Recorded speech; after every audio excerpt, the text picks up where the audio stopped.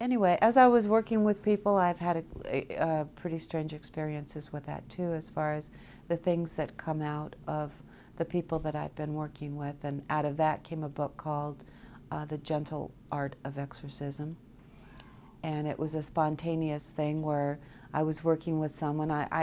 My specialty was working with people who have had abuse or trauma. And this guy who was having pain in his back and didn't know why, couldn't work. They couldn't find anything wrong with him. And as I was working with him, and this is the scariest one I've ever worked with, was the first one, he sat up hissing and spitting and was really pissed off. And so I just heard, you've got 2 clients, just work with it. And so I started working with it. And it's just so much synchronicity, you know. And so I was working with him, and it turned out that this guy had my client, my original client, had been in Tibet and had taken a trip of a lifetime, something he really wanted to do. And the second client had been waiting there for 3,000 years. And when he walked by, he stabbed him in the back. And so I was just working with him, and I just did what I heard to do, and I called down an angel rescue team and pulled down the light. And I was told that only people who are in body can pull down the light for those who are lost. They can't do it. We have to do it. So that's what this was all about. And anyway, we got them talking, and the guy went into the light. And and when he left, I was just like, okay, what happened? No idea.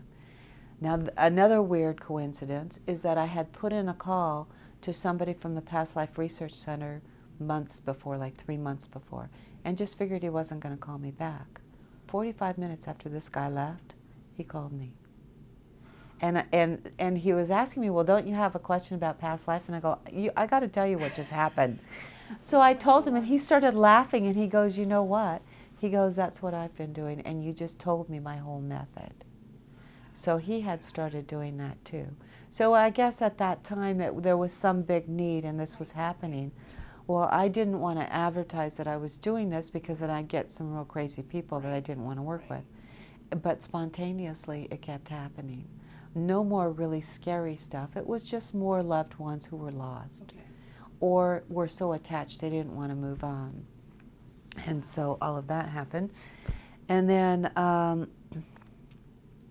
I believe that my work was stopped because I was not keeping up internally, emotionally, was not keeping up. I was working 18 hours a day. I was loving the work that I was doing, but I was getting too egotistical and believing I was the source of healing these people. And so I had gotten a call from a cable company that wanted me to do a television show on the work that I was doing. And on my way down my stairway, the gardeners had been working in the dirt there, which was a sandy dirt, gotten it on the driveway. My driveway went straight down. I hit it in my heels and went all the way down, and shattered my leg in 15 places, and was in a wheelchair for quite a while, and triggered some illnesses that I'm still recovering from. And so that pretty much stopped my career, and I lost everything. I mean, for 6 years I tried to hold it all together, but I lost my home, I lost my health, and I lost... You became toxic. Yeah. The event happened in December of 1990, and I started channeling in 83. Wow, okay. So, and I thought I was a real spiritual person. Yeah, interesting. But, you know,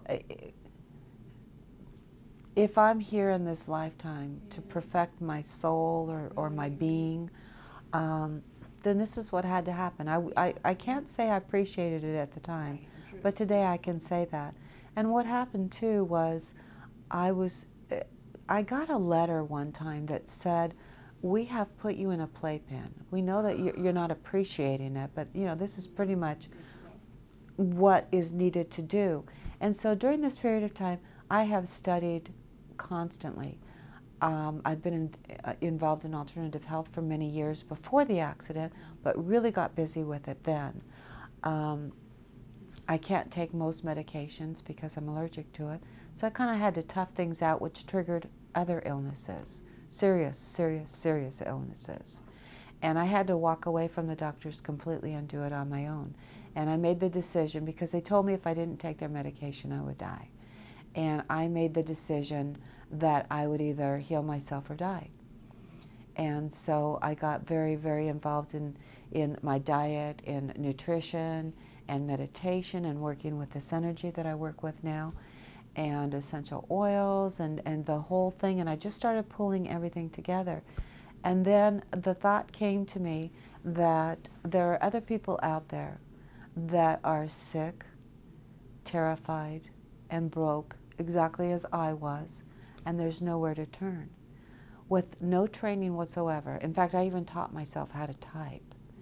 I figured out how to build a website. My website today is over 2,000 pages. I built it all myself, and I give all of the information away for free, just to help people.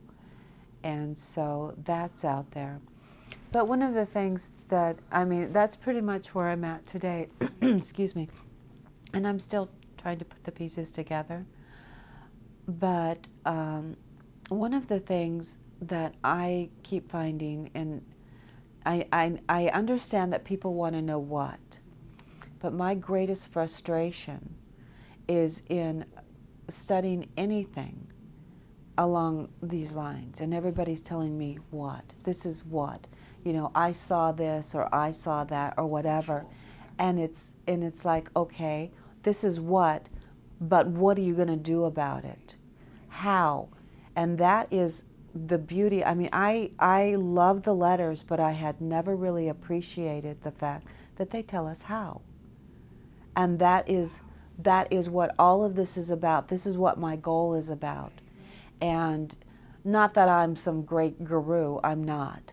But I have walked through and been forced to learn the how, so that that's what I'm focused on. It's like we have a problem, we're not going to dwell on the problem, we're going to move over into the solution. And this is how we're going to do this. And you can choose, if you choose to do this, that's great, and let's see what's going to happen. And if you don't, well, that's okay too. I respect all people's religions, but I was raised in a family where, for whatever reason, I just could not accept the belief that all people are born in sin and that they're evil and that the devil's after you. And, you know, and I'm sure that they said other things, but that's all I ever really heard.